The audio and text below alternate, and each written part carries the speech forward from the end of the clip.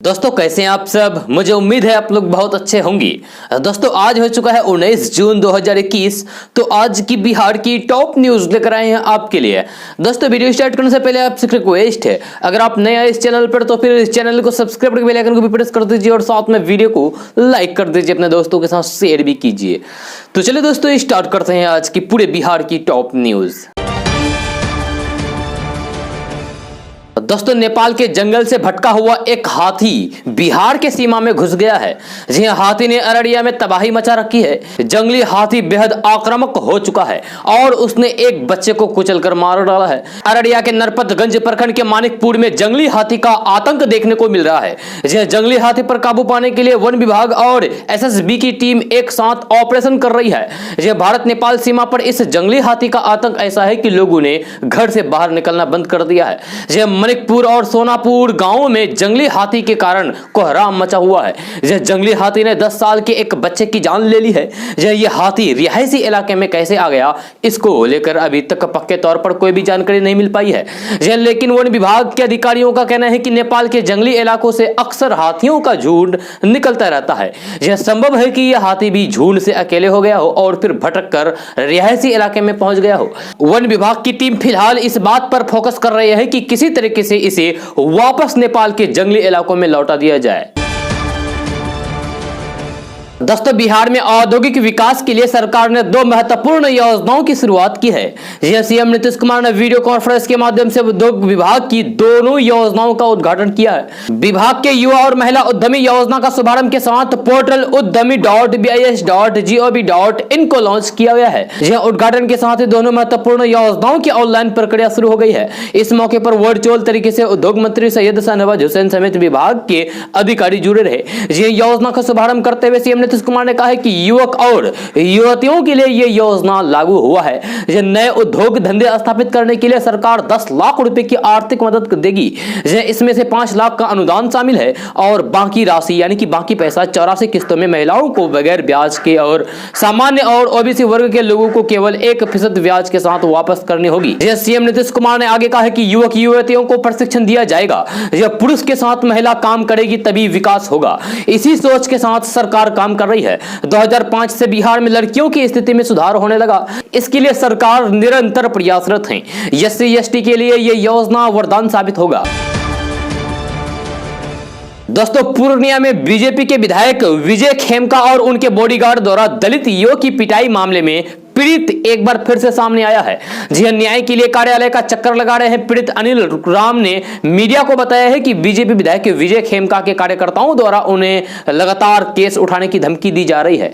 ऐसा नहीं करने पर जान गंवाने की भी बात कही जा रही है। यही नहीं, पैसे की भी लालच दी जा रही है। जी हां, अनिल राम का कहना है कि घटना के 2 सप्ताह से अधिक हो गए हैं लेकिन अब तक कोई कार्रवाई नहीं की गई है, जबकि इसे लेकर उसने मुख्यमंत्री, डीजीपी, आईजी, एसपी तक को आवेदन दिया है। जी हां, अनिल राम का कहना है कि विधायक जी के कार्यकर्ताओं द्वारा लगातार केस उठाने की धमकी दी जा रही है।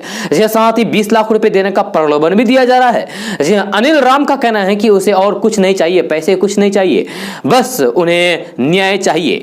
कार्यकर्ताओं द्वारा जान से मारने की धमकी मिलने के बाद उसने पुलिस के वरिष्ठ अधिकारियों को आवेदन दिया है और कार्रवाई करने की मांग की है। दोस्तों बिहार में भारी बारिश के बाद बाढ़ के कहर को रोकने में सरकार जुट गई है। बाढ़ के दौरान प्रशासनिक सुविधा मुहैया कराने के लिए एक और जहां टोल फ्री नंबर जारी किया गया है, वहीं सरकार की ओर से बाढ़ प्रभावित इलाकों में डॉक्टरों की तैनाती के लिए भी रोस्टर बनाया गया है। जल संसाधन मंत्री विजय कुमार झा ने ट्वीट करते हुए लिखा है कि बाढ़ से सुरक्षा में जन सहभागिता के लिए विशेष पहल की गई है। तटबंधों में कटाव, रिसाव, पाइपिंग आदि की सूचना 24 घंटे 7 दिन हेल्पलाइन नंबर जारी किया गया है और यह नंबर है 180034564145। इस पर फोन करके आप मदद ले सकते हैं। दोस्तों बिहार से एक बहुत बड़ी खबर सामने आ रही है कि इंटर और मैट्रिक परीक्षा 2021 में फेल हुए छात्रों को सरकार ने पास कर दिया है। यह शिक्षा विभाग ने फेल छात्रों को पास करने का निर्णय लिया है, जिसके तहत करीब 2 लाख फेल छात्र पास होंगे। 19 जून को शाम 5 बजे बिहार बोर्ड की वेबसाइट पर परीक्षा परिणाम जारी कर दिया जाएगा। 1 या 2 विषय में फेल छात्रों को ग्रेस देकर पास किया जाएगा। यह बोर्ड की वेबसाइट पर परिणाम देख सकते हैं। कोरोना के कारण शिक्षा विभाग ने कंपार्टमेंटल परीक्षा नहीं लेने के निर्णय लिया है। शिक्षा मंत्री की अनुमति मिलने के बाद बोर्ड ने इसकी घोषणा कर दी है। यह बोर्ड ने बताया है कि कोरोना के कारण उत्पन्न विषम परिस्थिति के चलते अगले 2 से 3 महीने में कंपार्टमेंटल परीक्षा कराया जाना संभव नहीं है। यह छात्रों के हित को देखते हुए बिहार विद्यालय परीक्षा समिति की ओर से फेल छात्रों को पास कराने का निर्णय लिया गया है। दोस्तों, केंद्रीय कृषि मंत्री नरेंद्र सिंह तोमर ने किसान कानूनों को लेकर सरकार और किसानों के बीच बातचीत पर कहा है कि किसानों के प्रावधान पर अगर कोई भी किसान संगठन आधी रात को भी बात करना चाहता है तो सरकार उसके लिए तैयार है। जहां उन्होंने कहा है कि किसान कानून वापस लेने की बात को छोड़कर अगर किसान संगठन किसान कानूनों के एक्ट पर यानी कि कानून पर बात करना चाहते हैं तो फिर सरकार उसके लिए तैयार है। इससे पहले भी कृषि मंत्री ने कहा था कि सरकार विरोध कर रहे किसानों के साथ बातचीत फिर से शुरू करने के लिए तैयार है। साथ ही उन्होंने किसान संगठनों से तीनों कृषि कानूनों के प्रावधान में कहां आपत्ति है, ठोस तर्क के साथ अपनी बात बताने को कहा गया था। आपको बता दें कि सरकार और किसान यूनियनों ने गतिरोध खत्म करने और फिर किसानों के विरोध प्रदर्शन को समाप्त करने के लिए 11 दौरे की बातचीत की है, जिसमें आखिरी बातचीत 22 जनवरी को हुई थी। 26 जनवरी को किसान के विरोध प्रदर्शन में एक ट्रैक्टर रैली के दौरान व्यापक हिंसा के बाद बातचीत अभी तक रुक गई है। दोस्तों, यूपी के कानपुर पुलिस ने एक ऐसे बाबा को गिरफ्तार किया है जिसने 5 शादियां की हुई थी और 6ठी शादी करने की तैयारी में था। जहां उसने लड़कियों को फंसाने के लिए शादी.com पर रजिस्ट्रेशन भी करवाया हुआ था। जहां वह कभी मौलवी तो कभी तांत्रिक बनकर महिलाओं को अपने झांसे में लेता था। जहां इतना ही नहीं, वह कई बार लड़कियों से टीचर बनकर तो कई बार होटल मालिक बनकर मिलता था। कानपुर पुलिस द्वारा दी गई जानकारी के अनुसार किदवई नगर थाना पुलिस ने शाहजहांपुर निवासी अनुज चेतन को पकड़ा है। उसने 5 शादियां की हुई थी पहले से ही और 6ठी शादी करने के फिराक में था। दरअसल अनुज इस बार भी पकड़ में नहीं आता अगर उसकी 5वीं पत्नी मुकदमा नहीं लिखवाती। अनुज की 5वीं पत्नी ने पिछले साल चकेरी थाने में मुकदमा लिखवाया था। जहां वो 8वीं तक पढ़ा है लेकिन खुद को BSc बता रहा है और फिर अंग्रेजी में बात करता है। पुलिस ने बताया है कि अनुज ने साल 2005 में पहली शादी की थी। उसने दूसरी शादी 2010 में की, तीसरी शादी 2014 में की, फिर तीसरी पत्नी की ही कजिन से चौथी शादी की जिसने अनुज का सच जान कर सुसाइड कर लिया। 5वीं शादी उसने साल 2019 में की थी। दोस्तों, पीएम किसान के मेंबर हो या नहीं, लेकिन आपके लिए 2 जरूरी अपडेट है। 30 जून की तारीख बेहद जरूरी है। 2 कामों के लिए यह अंतिम तारीख है। पहला, उनके लिए जो अब तक इस योजना में मेंबर नहीं बने लेकिन योग्यता रखते हैं, वे बिना देर किए pmkisan.gov.in पर जाकर मेंबर बनने के लिए फॉर्म भर दें। और दूसरा, जो इस योजना के सदस्य हैं और लोन जैसे बेनिफिट ले रहे हैं, वे भी इस तारीख से पहले कर्ज की रकम भर दें, क्योंकि इसके बाद उन्हें ब्याज माफी नहीं मिलेगी। पूरा ब्याज भरना होगा। अगर लास्ट डेट से पहले ही आप मेंबर बन गए तो फिर ऐसा हो सकता है कि आपको इस साल की जारी हो चुकी 2,000 रुपए की 2 किस्तें मिल जाए। सरकार अब तक इस योजना के तहत 8 किस्तें जारी कर चुकी है। 9वीं किस्त तय समय के हिसाब से अगस्त में जारी होती है।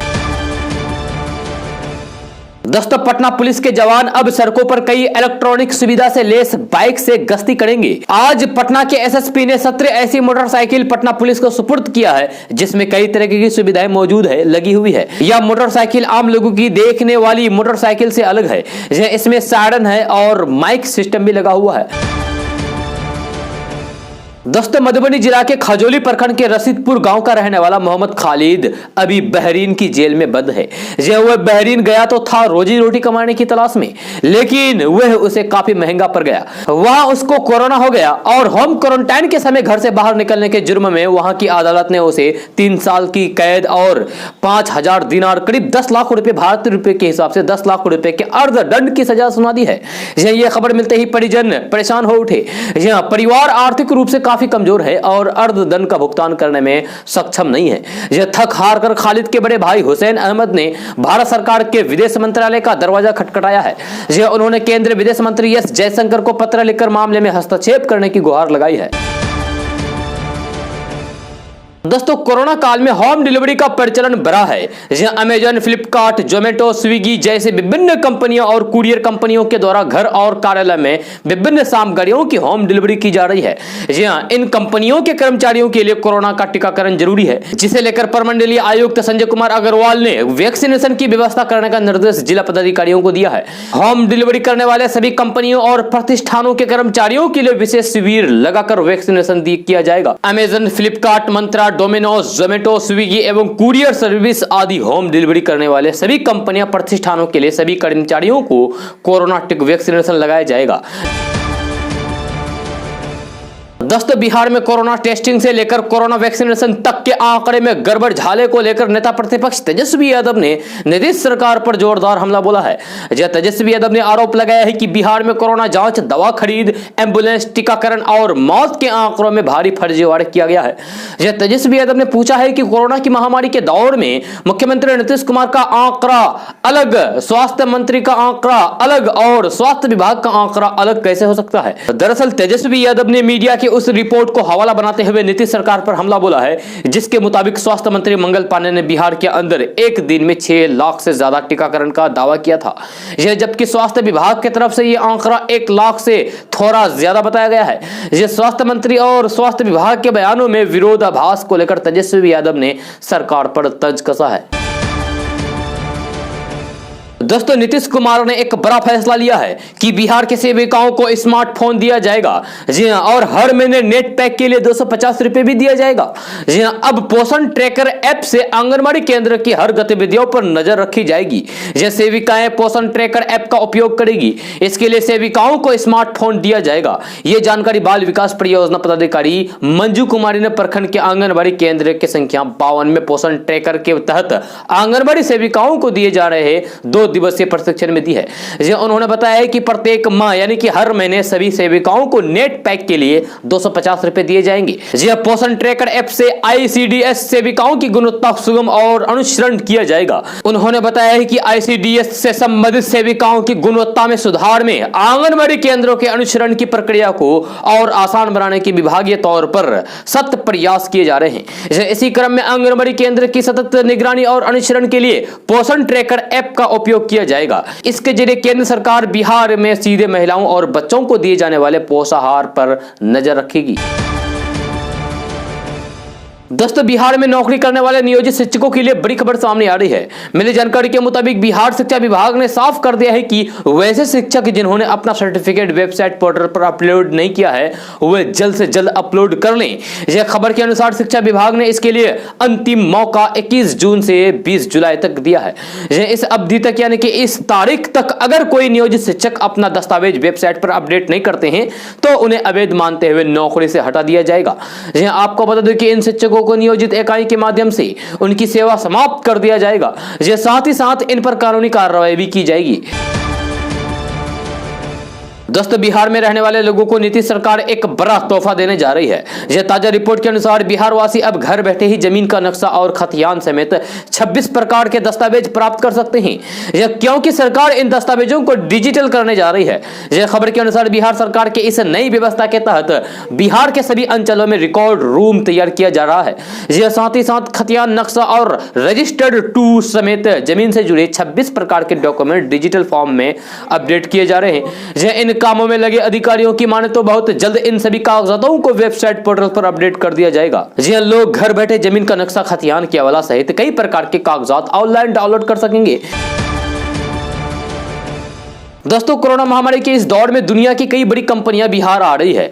इसको लेकर तैयारियां शुरू हो गई है। कुछ कंपनियों को बिहार के बेगूसराय और मुजफ्फरपुर जिले में जमीन उपलब्ध कराया जा रहा है, तो कुछ कंपनियां पटना जिले में जमीन की तलाश कर रही है। ताजा रिपोर्ट के अनुसार बिहार के उद्योग मंत्री सैयद शाहनवाज हुसैन ने जानकारी देते हुए कहा है कि बिहार में नई सरकार बनने के बाद करीब 10,000 करोड़ से ऊपर के निवेश प्रस्ताव आए हैं। इनमें से 6,906 करोड़ के प्रस्ताव एथेनॉल से संबंधित है। उन्होंने कहा है कि बिहार में उद्योग विभाग बहुत जल्द टेक्सटाइल और लेदर नीति लेकर आएगा, जिससे यहां निवेश के अवसर बढ़ेंगे। साथ ही साथ कई जिलों में फैक्ट्रियां भी लगेगी, जिससे लोगों को रोजगार मिलेगा। यह सरकार इसको लेकर पूरी तैयारी कर रही है। सैयद शाहनवाज हुसैन ने कुछ दिन पहले समस्तीपुर, भागलपुर जिले में भी एथेनॉल यूनिट स्थापित करने की बात कही थी। उन्होंने कहा था कि इन जिलों में एथेनॉल यूनिट स्थापित करने के लिए जमीन की तलाश की जा रही है। बहुत जल्द काम भी शुरू हो जाएगा। दोस्तों, यात्रियों की सुविधा के लिए 30 जून तक चलाई जाने वाली 7 जोड़ी स्पेशल ट्रेनों के परिचालन को विस्तार किया गया है। इन स्पेशल ट्रेनों की परिचालन अवधि का विस्तार अगली सूचना तक किया जा रहा है, जहां इन गाड़ियों के चलने के दिन, ठहराव और समय पहले की तरह रहेगा। इसमें सभी कोच आरक्षित श्रेणी के तहत होंगी तथा यात्रियों को कोविड-19 के मानकों का पालन करना होगा। इन सभी पर्व स्पेशल ट्रेनों को 30 जून से अगले आदेश तक चलाया जाएगा। यह रेलवे की ओर से इन ट्रेनों में यात्रियों को स्पेशल भाड़ा देना होगा। यह ट्रेन पूरी तरीके से आरक्षित होगी। दोस्तों, कोरोना काल में भी प्रधानमंत्री नरेंद्र मोदी की लोकप्रियता बरकरार है और वे दुनिया में सबसे अधिक स्वीकार्य नेता हैं। अमेरिकी data intelligence form morning consult द्वारा किए गए एक सर्वेक्षण के अनुसार स्वीकार्यता के मामले में नरेंद्र मोदी अब भी अन्य वैश्विक नेताओं की तुलना में आगे चल रहे हैं। यह प्रधानमंत्री नरेंद्र मोदी की ग्लोबल अप्रूवल रेटिंग 66% है। कोरोना काल में भी वह प्रधानमंत्री नरेंद्र मोदी अमेरिका, ब्रिटेन, रूस, ऑस्ट्रेलिया, कनाडा, ब्राजील, फ्रांस और जर्मनी सहित 13 देशों के सभी नेताओं से बेहतर बने हुए हैं। जी, अमेरिकी data intelligence form morning consult द्वारा किए गए एक सर्वेक्षण के मुताबिक कोरोना की दूसरी लहर में उनकी लोकप्रियता अथवा अप्रूवल रेटिंग में गिरावट देखी गई है। इसके बावजूद भी वे दुनिया में टॉप पर चल रहे हैं। जी, और अन्य वैश्विक नेताओं की तुलना में उनका प्रदर्शन बेहतर है। जी, इस अप्रूवल रेटिंग में प्रधानमंत्री नरेंद्र मोदी के बाद इटली के प्रधानमंत्री मारियो ड्रैगी का नंबर आता है, जिसकी अप्रूवल रेटिंग 65% है। वहीं तीसरे नंबर पर मैक्सिको के राष्ट्रपति लोपेज ओब्रेडोर हैं, जिनकी रेटिंग 63% है। दोस्तों, देश भर में पेट्रोल डीजल की कीमतों में एक बार फिर से बढ़ोतरी हुई है। सरकारी तेल कंपनियों ने एक दिन के राहत के बाद आज फिर से यानी कि आज 19 जून को पेट्रोल के साथ ही डीजल के दाम में भी इजाफा कर दिया है। यह लगातार बढ़ रही कीमत से आम आदमी की मुश्किलें और बढ़ गई है। देश के 4 प्रमुख महानगरों में आज पेट्रोल में 23 से 27 पैसे प्रति लीटर और डीजल की रेट में 27 से 30 पैसे प्रति लीटर तक की बढ़ोतरी हुई है। इस बढ़ोतरी के बाद दिल्ली में पेट्रोल का दाम 96 रुपए 93 पैसे प्रति लीटर और वहीं डीजल के रेट में 87 रुपए 69 पैसे प्रति लीटर पर पहुंच गए हैं। दोस्तों, बिहार में पिछले 5 दिनों से जारी बारिश से गुरुवार को प्रदेश यानी कि बिहार के लोगों को थोड़ी राहत मिली है। यह पटना, भागलपुर और पूर्णिया समेत बिहार के अधिकांश भागों में बारिश नहीं हुई। यह मौसम विज्ञान केंद्र के अनुसार गुरुवार को गया में केवल 12 मिलीमीटर बारिश दर्ज की गई। यह शनिवार को राजधानी पटना समेत अधिकांश जिलों में बारिश हो सकती है, यानी कि आज बारिश हो सकती है। मौसम विभाग ने 22 जून तक रुक रुक कर बारिश होने का अनुमान जताया है। यह मौसम विभाग ने अधिकांश जिलों के लिए ऑरेंज अलर्ट जारी कर दिया है। ऐसे में बेहद सावधान रहने की जरूरत है। पटना मौसम विज्ञान केंद्र के वैज्ञानिक संजय कुमार का कहना है कि मौसम में उतार चढ़ाव अभी जारी रहेगा। उन्होंने बताया कि वर्तमान में राजस्थान से असम तक ट्रफ लाइन गुजर रही है। इस कारण बिहार समेत उत्तर प्रदेश, मध्य प्रदेश, झारखंड और पश्चिम बंगाल में बारिश हो रही है। बिहार में मानसून के आगमन के साथ खूब बारिश हो रही है। पूरे बिहार में 17 जून तक 181 mm वर्षा हुई। ऐसे में जून महीने में होने वाली औसतन बारिश 167 mm से ज्यादा बारिश हो चुकी है। इस अवधि में सबसे अधिक बारिश पश्चिमी चंपारण में 505 mm यानी कि मिलीमीटर दर्ज की गई है, तो वहीं अरवल में सबसे कम 103 mm वर्षा हुई है। दोस्तों, देश के 3 राज्यों में भूकंप के झटके महसूस किए गए हैं। मणिपुर में रात 1:06 पर भूकंप के झटके लगे, तो फिर असम में रात 2:04 पर ये झटके लगे हैं। वहीं मेघालय में सुबह 4:20 पर ये भूकंप के झटके महसूस किए गए। नेशनल सेंटर ऑफ सेस्मोलॉजी के अनुसार रेक्टर पैमाने पर 4.1, 3.0 और 2.6 तीव्रता के भूकंप महसूस किए गए हैं। दोस्तों, भारत का सबसे बड़ा सरकारी बैंक एसबीआई अपने 44 करोड़ ग्राहकों को फ्रॉड और स्कैम से बचाने के लिए उन्हें जागरूक करता रहता है। इसी कड़ी में अब एसबीआई ने एक और फ्रॉड के बारे में लोगों को जानकारी देते हुए उससे बचने के लिए कहा है। एसबीआई ने अपने ऑफिशियल ट्विटर अकाउंट पर पोस्ट करते हुए इस स्कैम के बारे में डिटेल्स शेयर की है। तो आइए आपको बताते हैं कि फ्रॉड से जुड़ी सभी डिटेल्स और कैसे आप इससे बच सकते हैं। एसबीआई ने अपने ग्राहकों को उन लिंक पर क्लिक करने के प्रति सचेत किया है जिसमें दावा किया गया है कि बैंक मुफ्त में उपहार दे रहा है। एसबीआई ने एक ट्विटर पोस्ट में अपने ग्राहकों को चेतावनी दी है कि फ्री गिफ्ट पाने के लिए फिशिंग लिंक पर क्लिक करने से आपकी व्यक्तिगत और गोपनीय जानकारी का नुकसान हो सकता है। बैंक ने बताया है कि कई उपयोगकर्ता ऐसे फिशिंग लिंक धोखाधड़ी के शिकार हो गए हैं। यह लिंक पर क्लिक करने पर यूजर्स उस पेज पर पहुंच जाता है जहां उसकी व्यक्तिगत जानकारी मांगी जाती है। यह एसबीआई ने कहा है कि हम आपको सलाह देते हैं कि ऐसे किसी भी लिंक पर क्लिक ना करें और अपनी किसी भी बैंकिंग को किसी के साथ साझा ना करें। इसके साथ ही अगर आपके साथ कोई फ्रॉड हो जाता है तो फिर इसके बारे में तुरंत बैंक या फिर संबंधित कानून प्रवर्तन एजेंसियों को सूचित करें।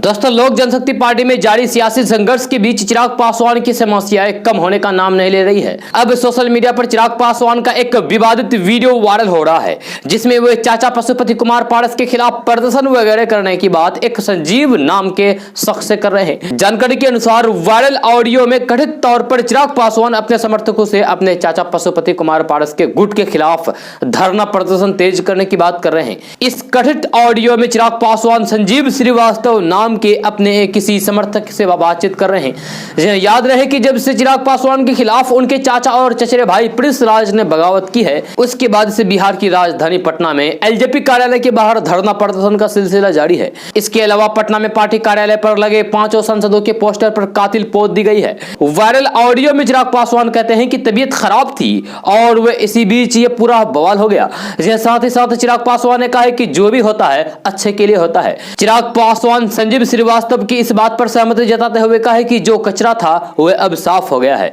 इसके बाद चिराग पासवान कहते हैं कि जो धरना प्रदर्शन चल रहा है वह बढ़िया से चलते रहना चाहिए। इस बात पर संजीव श्रीवास्तव चिराग पासवान से कहते हैं कि वे यहाँ के मसले को छोड़कर सिर्फ पार्टी का सिंबल लेने का प्रयास करें। चिराग पासवान कहते हैं कि वे यहाँ पर तकनीकी कानूनी मामलों को देख रहे हैं, पर आप पटना में कार्यालय वगैरह का ख्याल रखें और फ्रंट फुट पर रहें। दोस्तों, एलजेपी में टूट के बाद राजनीतिक समीकरण बदलने की उम्मीद जताई जा रही है। अगर चाचा एनडीए के साथ जुड़ जाएंगे तो फिर चिराग किस तरफ जाएंगी, इसको लेकर अटकलें तेज हो गई है। आरजेडी ने चिराग पासवान को साथ आने का ऑफर दिया है, लेकिन कांग्रेस अभी भी चिराग पासवान को लेकर असमंजस में है। ऐसे में एलजेपी में चिराग पासवान का रुख क्या होगा, इस पर सभी की निगाहें टिकी हुई है। चिराग मोदी के हनुमान बने रहेंगे या फिर महागठबंधन का साथ निभाएंगे, इस पर सस्पेंस बरकरार है। आरजेडी ने चिराग पासवान को अपने साथ आने को कहा है, लेकिन कांग्रेस चिराग पासवान को लेकर कंफ्यूज नजर आ रही है। इसके पीछे चिराग पासवान पर रामविलास पासवान वाली इमेज का डर है। कांग्रेस के कार्यकारी अध्यक्ष समीर सिंह ने कहा है कि अगर कोई बार बार दल बदल की नीति से अलग होकर आएंगे तो फिर हम उनका स्वागत करेंगे। चिराग पासवान के पिता रामविलास पासवान सोनिया गांधी के साथ काम कर चुके हैं। अगर साफ मन से चिराग पासवान राहुल गांधी की मदद करने आएंगे तब बिहार कांग्रेस में किसी को कोई आपत्ति नहीं होगी। दोस्तों, बिहार में कोरोना संक्रमण के कारण बिगड़े हालात अब कंट्रोल होता जा रहा है। माना जा रहा है कि जल्द ही बिहार में अधिकतर विभागों के सामान्य कामकाज जल्द ही शुरू होने लगेंगे। ऐसे में प्रदेश में कोरोना के कारण टल चुके पंचायत चुनाव की तैयारियों को लेकर भी सुगबुगाहट शुरू हो चुकी है। यह राज्य निर्वाचन आयोग के सूत्रों से मिली जानकारी के अनुसार आयोग आगामी 2 से 3 महीने में पंचायत चुनाव कराए जा सकते हैं। इसको लेकर चुनाव आयोग ने तैयारियां भी शुरू कर दी है। बाढ़ की आशंका के बीच आपदा प्रबंधन विभाग से समन्वय स्थापित करने की कवायद करते हुए पर्याप्त संख्या में ईवीएम जुटाने की भी नए सिरे से तैयारियां शुरू कर दी गई है। दोस्तों, लोक जनशक्ति पार्टी यानी कि एलजेपी में टूट के बीच अचानक हिंदुस्तानी अवाम मोर्चा के राष्ट्रीय अध्यक्ष जीतन राम मांझी गुरुवार को मुख्यमंत्री नीतीश कुमार से मुलाकात करने के लिए पहुंचे। जीतन राम मांझी शाम को एक अन्य मार्ग पहुंचे और फिर सीएम नीतीश कुमार से 1.5 घंटे तक मुलाकात की। इस दौरान दोनों नेताओं के बीच वर्तमान राजनीतिक हालात को लेकर चर्चा हुई। इस मुलाकात को लेकर राजनीतिक गलियारों में चर्चाओं का बाजार गर्म रहा। दोस्तों, पटना जिला शिक्षा पदाधिकारी ने पटना के सभी स्कूलों को खोलने का आदेश जारी कर दिया है। 50% शिक्षक और शिक्षकेतर कर्मचारियों की उपस्थिति के साथ स्कूलों को खोला जाएगा। हालांकि स्कूल में बच्चे नहीं आएंगे, वे घर से ही ऑनलाइन पढ़ाई करेंगे। पटना डीईओ की तरफ से यह निर्देश दिया गया है कि इस दौरान शिक्षक और छात्रों के अभिभावकों का टीकाकरण, छात्रों के मिलने वाले मिड डे मील योजना के खाद्यान्न का वितरण अभिभावकों को दिया जाएगा। इसके लिए स्कूलों को खोलने का आदेश जारी कर दिया गया है। इस दौरान कोरोना प्रोटोकॉल का भी पालन किया जाएगा। दोस्तों, समस्तीपुर पुलिस को बड़ी सफलता हाथ लगी है। जी हां, पुलिस ने समस्तीपुर में हुए 2 बड़े बैंक लूट का खुलासा कर दिया है। इस मामले में 3 लुटेरों को गिरफ्तार किया गया है। जी हां, वही लूट की राशि भी बरामद की गई है। मुफस्सिल थाना क्षेत्र के विक्रमपुर बंदे में स्थित केनरा बैंक में 29 अप्रैल को हुई लूट और ताजपुर थाना क्षेत्र के स्टेट बैंक ऑफ इंडिया में हुई 19 मई को लूट की घटना में शामिल अपराधियों को जिला पुलिस ने गिरफ्तार किया है। पुलिस अधीक्षक मानवजीत सिंह ढिल्लो के नेतृत्व में एक विशेष टीम का गठन किया गया था। यह विशेष टीम ने त्वरित कार्रवाई करते हुए मामले की गहरी छानबीन करने के बाद गुरुवार को मामले का खुलासा किया और 3 अपराधी को गिरफ्तार किया। दोस्तों इस वक्त एक बड़ी खबर बिहार के सीतामढ़ी जिले से सामने आ रही है, जहां नदी में नहाने के गए 5 बच्चे डूब गए। काफी मशक्कत के बाद किसी तरीके से एक बच्चे को बचा लिया गया, लेकिन 4 बच्चे की जान चली गई। बताया जा रहा है कि 5 बच्चे दोस्त थे, खेलते खेलते हुए नदी में नहाने चले गए, जहां गहराई में चले जाने से वे डूब गए। एक ने तैरकर अपनी जान बचाई और दौड़कर इस बात की सूचना परिजनों को दी। यह घटना बेलसंद थाना क्षेत्र में बागमती नदी के चैनपुर घाट की है। जानकारी के अनुसार नहाने गए 4 किशोरी की डूबने से जान चली गई। दोस्तों बिहार की राजनीति में पिछले कुछ दिनों से लगातार हलचल जारी है। यह लोक जनशक्ति पार्टी में इस वक्त वर्चस्व की जंग चल रही है। यह चाचा पशुपति पारस ने भतीजे चिराग पासवान को एकदम साइड कर दिया। यह चाचा पशुपति पहले लोकसभा में संसदीय दल का नेता बने, अब चिराग पासवान से पार्टी के अध्यक्ष की कुर्सी भी छीन ली है। गुरुवार को पटना में पशुपति पारस के नेतृत्व में हुई पार्टी की राष्ट्रीय कार्यकारिणी की बैठक में यह फैसला लिया गया है। इस बैठक में पशुपति पारस गुट के 4 सांसद महबूब अली कैसर, वीना देवी, चंदन सिंह, प्रिंस राज भी शामिल रहे। चाचा भतीजे के बीच छिड़ी जंग कब कैसे खत्म होगी ये साफ नहीं है, लेकिन पशुपति पारस ने साफ कह दिया है कि अब उनकी वापसी मुश्किल है। पशुपति पारस ने राष्ट्रीय अध्यक्ष चुने जाने के बाद कहा था कि जब भतीजे तानाशाह हो जाएंगे तो फिर चाचा मजबूरन क्या करेगा। उन्होंने कहा है कि पार्टी व्यवस्था में ये कहीं नहीं है कि कोई व्यक्ति आजीवन राष्ट्रीय अध्यक्ष रहे। हमारी पार्टी का जो संविधान है उसमें प्रत्येक 2 से 3 वर्ष में अध्यक्ष का चुनाव होना है। वही दूसरी तरफ चिराग पासवान ने भी लोक जनशक्ति पार्टी के राष्ट्रीय अध्यक्ष होने का दावा करते हुए अपने विश्वसनीय राजू तिवारी को बिहार प्रदेश लोजपा का नया अध्यक्ष घोषित कर दिया है। पशुपति पारस गुट और चिराग पासवान दोनों ने लोजपा के ऊपर दावेदारी कर दी है। ऐसे में यह झगड़ा चुनाव आयोग या फिर कोर्ट में जाना तय माना जा रहा है। चिराग पासवान ने कहा है कि करीब 75 केंद्रीय पार्लियामेंट्री बोर्ड में से 9 लोगों ने मिलकर चाचा को निर्विरोध अध्यक्ष चुना है, जबकि ये सभी सस्पेंड चल रहे हैं। अध्यक्ष का चयन अवैध है, बाकी लोग हमारे साथ है, इससे हमारा पलड़ा भारी है। दोस्तों कोरोना का ग्राफ अब तेजी से नीचे आ रहा है।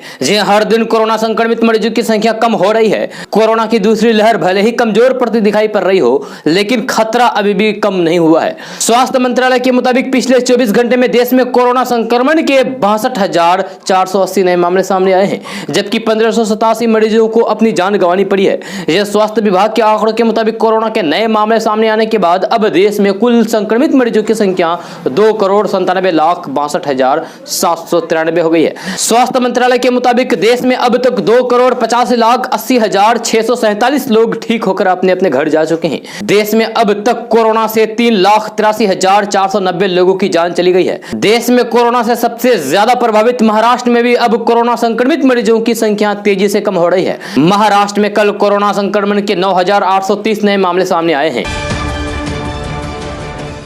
दोस्तों केंद्रीय गृह मंत्रालय ने साइबर धोखाधड़ी के कारण वित्तीय नुकसान को रोकने के लिए शिकायत करने के एक मंच और राष्ट्रीय हेल्पलाइन 155260 की शुरुआत की है। मंत्रालय ने कहा है कि राष्ट्रीय हेल्पलाइन और रिपोर्टिंग प्लेटफॉर्म साइबर धोखाधड़ी के शिकार हुए लोगों को उनकी गाड़ी कमाई के नुकसान को रोकने के लिए ऐसे मामलों की शिकायत करने का एक तंत्र प्रदान करता है। यह सुरक्षित डिजिटल भुगतान इकोसिस्टम प्रदान करने के लिए केंद्र सरकार की प्रतिबद्धता को मजबूत करते हुए केंद्रीय गृह मंत्री अमित शाह के नेतृत्व में गृह मंत्रालय ने वित्तीय नुकसान को रोकने के लिए राष्ट्रीय हेल्पलाइन 155260 और फिर रिपोर्टिंग प्लेटफॉर्म को शुरू किया है।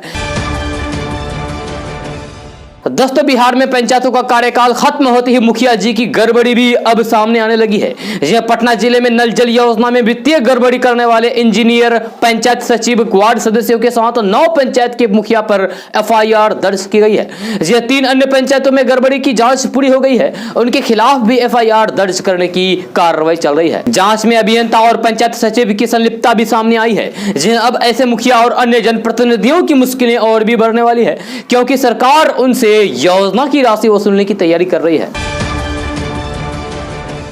दोस्तों लोक जनशक्ति पार्टी यानी कि लोजपा में चाचा पशुपति कुमार पारस और भतीजा चिराग पासवान के बीच अध्यक्षता की दावेदारी का मामला अब सुप्रीम कोर्ट पहुंच सकता है। इस बात की घोषणा खुद चिराग पासवान ने की है। जी हां, उन्होंने अपने चाचा पशुपति कुमार पारस के पार्टी अध्यक्ष के चुनाव को खारिज करते हुए इसे असंवैधानिक करार दिया है और कहा है कि लोजपा के राष्ट्रीय अध्यक्ष का चुनाव पार्टी के राष्ट्रीय कार्यकारिणी द्वारा किया जाता है, जिसमें लगभग 75 सदस्य होते हैं। जबकि गुरुवार को पार्टी में हुई लोजपा की राष्ट्रीय कार्यकारिणी की बैठक में कुल 9 सदस्य उपस्थित थे। जी हां, निलंबित सदस्यों ने मेरे चाचा को अध्यक्ष चुना है, जो अवैध है। चिराग पासवान ने कहा कि मेरे पास पार्टी के प्रदेश अध्यक्षों के शपथ पत्र हैं, जिन्होंने मेरे नेतृत्व पर भरोसा जताया है। मैंने चुनाव आयोग को सूचित किया है कि वे 5 सांसद अब लोजपा के नहीं बल्कि निर्दलीय सांसद हैं। मुझे विश्वास है कि लोजपा संविधान को देखते हुए चुनाव आयोग और लोकसभा अध्यक्ष को उचित निर्णय लेंगे। उन्होंने कहा कि पार्टी मेरे पिता द्वारा बनाई गई थी और मैं इसे इस तरीके से टूटते नहीं देख सकता। एक लंबी लड़ाई के लिए मैं तैयार हूं और जरूरत पड़ी तो मैं सुप्रीम कोर्ट का रुख करूंगा।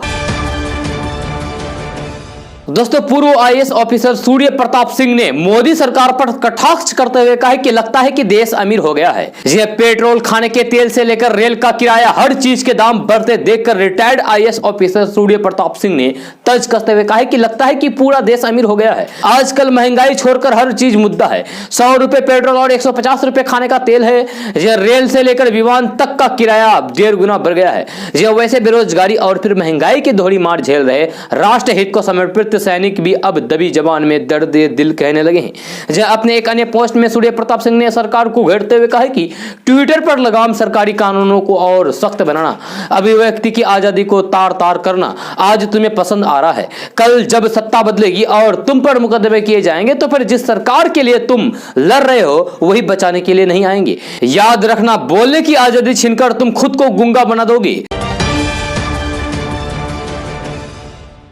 दोस्तों, आज का न्यूज बस ये था। कैसा लगा जरूर अपना सुझाव दीजिएगा नीचे कमेंट बॉक्स में कमेंट करके। अगर आप नए आए इस चैनल पर तो फिर चैनल को सब्सक्राइब करके बेल आइकन को भी प्रेस कर दीजिए और साथ में वीडियो को लाइक कर दीजिए, अपने दोस्तों के साथ शेयर भी कीजिए। तो चलिए दोस्तों, फिर मिलते हैं अगले वीडियो में। जय हिंद, जय बिहार।